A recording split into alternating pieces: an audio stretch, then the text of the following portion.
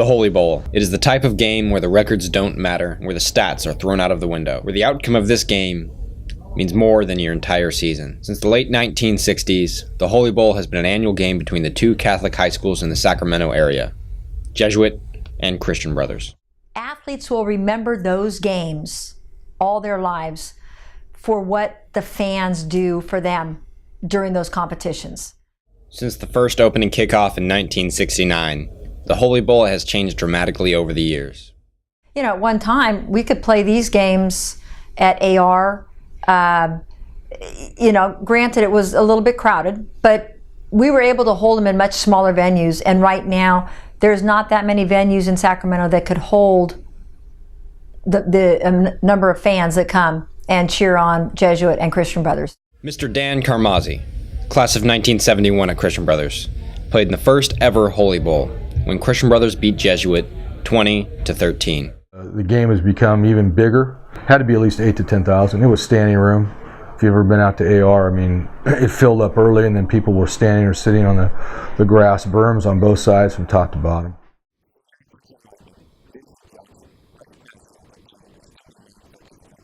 For the guys who play the game, they know what it's about. I mean, it's a rivalry. I remember our freshman year, we got a big W against a good Jesuit team. But I mean, the way our seniors, just watching them that entire week and watching them play the game, they knew it was at stake. I mean, they played their hearts out, and that's what it's really all about.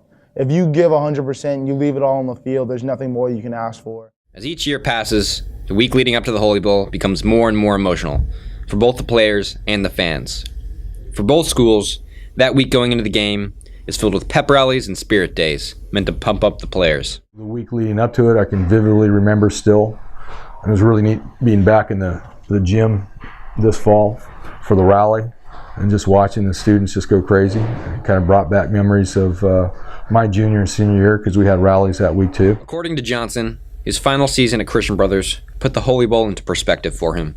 He understood that there were more games to get ready for, and the Holy Bowl was just one of those. This year really helped me realize that Holy Bowl isn't the end of the season. You know, there's still usually 6 games after that. Some things will always stay the same as the Holy Bowl tradition continues between the two schools. The game will continue to grow and expand as the schools build their alumni base. Students will always play with passion. There will be no question whether or not the players leave it all on the field. As each class graduates and the memories of high school begin to fade, there'll be one event that stays in the Jesuit and Christian Brothers students' minds forever. For players, there'll be the rush of playing in front of sellout crowds. For the fans, they remember how they lived and died with each snap.